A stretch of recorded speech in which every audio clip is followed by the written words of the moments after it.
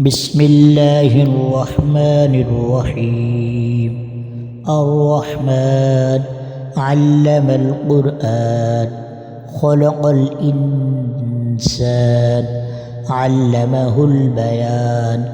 الشمس والقمر بحسبان والنجم والشجر يسجدان والسماء رفعها ووضع الميزان ألا تطغوا في الميزان وأقيموا الوزن بالقسط ولا تخسروا الميزان والأرض وضعها للأنام فيها فاكهة والنخل ذات الأكمام والحب ذو العصف والريحان فبأي آلاء ربكما تكذبان. خلق الإنسان من صلصال كالفخار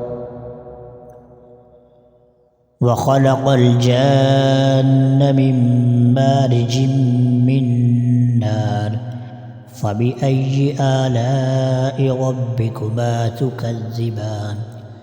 رب المشرقين ورب المغربين فبأي آلاء ربكما تكذبان. مرج البحرين يلتقيان بينهما برزخ لا يبغيان فبأي آلاء ربكما تكذبان. يخرج منهما اللؤلؤ والمرجان فبأي آلاء ربكما تكذبان. وله الجوار المنشآت في البحر كالأعلام فبأي آلاء ربكما تكذبان. كل من عليها فان ويبقى وجه ربك ذو الجلال والإكرام فبأي آلاء ربكما تكذبان. يسأله من في السماوات والأرض كل يوم هو في شأن فبأي آلاء ربكما تكذبان. سنفرغ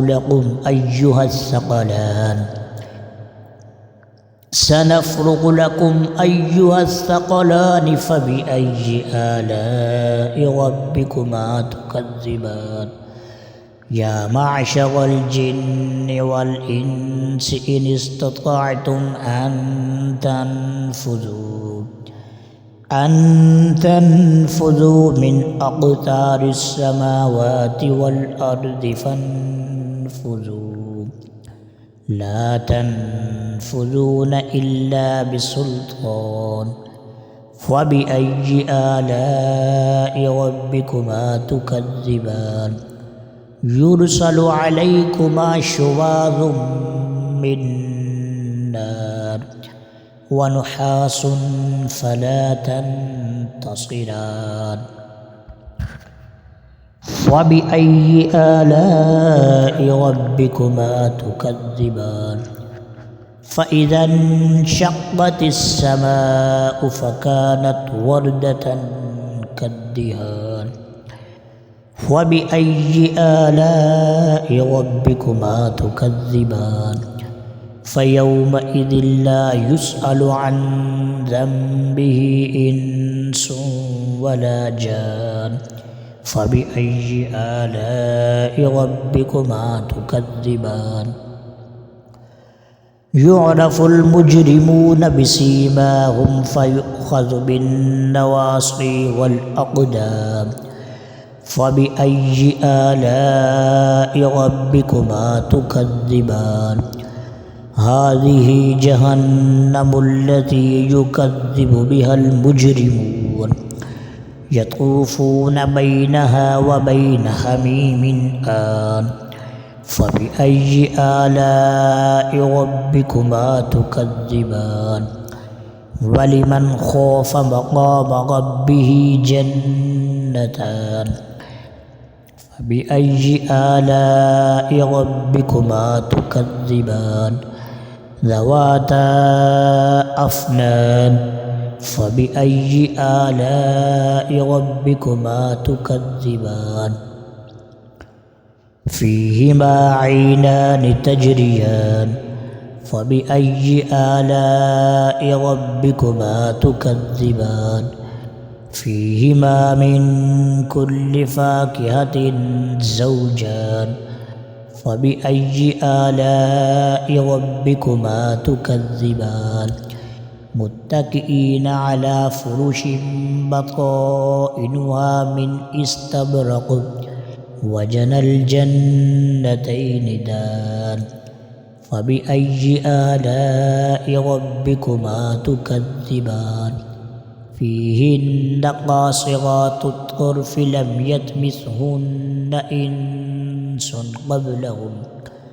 قبلهم ولا جان فبأي آلاء ربكما تكذبان كأنهن الياقوت والمرجان فبأي آلاء ربكما تكذبان هل جزاء الإحسان إلا الإحسان فبأي آلاء ربكما تكذبان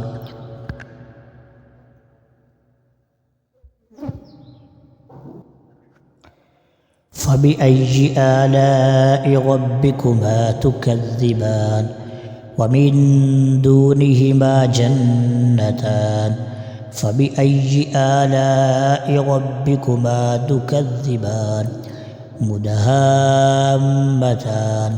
فبأي آلاء ربكما تكذبان فيهما عينان نضاختان فبأي آلاء ربكما تكذبان فيهما فاكهة ونخل ورمان فبأي آلاء ربكما تكذبان فيهن خيرات حسان فبأي آلاء ربكما تكذبان حور مقصورات في الخيام فبأي آلاء ربكما تكذبان لم يطمثهن إنس قبلهم ولا جان فبأي آلاء ربكما تكذبان متكئين على رفرف خضر وعبقري حسان فبأي آلاء ربكما تكذبان تبارك اسم ربك ذي الجلال والإكرام.